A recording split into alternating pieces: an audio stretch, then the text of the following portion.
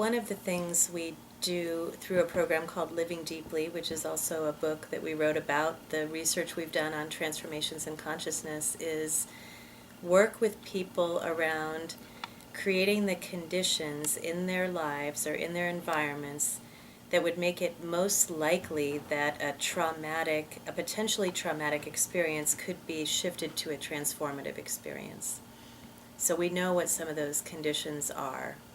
Having a supportive community, having a daily mind-body practice, having symbols and stories and cosmologies that you access that can help you not just explain your subjective experience but expand it, and many, many other aspects that you can put in place in your life, either after something like that happens or in general make sure they're maintained in your life so that when something like that happens, it's more likely that you're going to learn from it than be demolished by it or closed down or crunched into fear around it, at least on a long-term basis.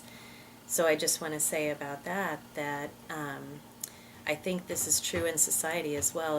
If this is a political crisis that is calling for transformation and growth, it's not just going to happen on its own. We all, as a conscious community, have to put the factors into place or the conditions into place that make it more likely that we're going to be able to transform through this crisis. Because I do think there's a real danger of going into another 100, 200, 400-year dark ages if those of us who are awake don't put those conditions in place. And that's our responsibility. So having people who are awake and conscious sit around and shrug their shoulders and shake their heads and talk about how awful and disgusting and terrible it all is and how those people are bad, that's actually not the conditions for post-traumatic growth. We have to harness what we know about how people change and what conditions support positive changes.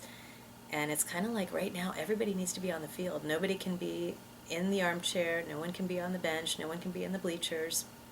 Everybody who's awake needs to be on the field and doing whatever their particular set of talents and resources and knowledge is telling them to do about this situation. So that's how we convert it. But no, I don't think that in one person's life or in society we can all just sort of hope it's going to be transformative.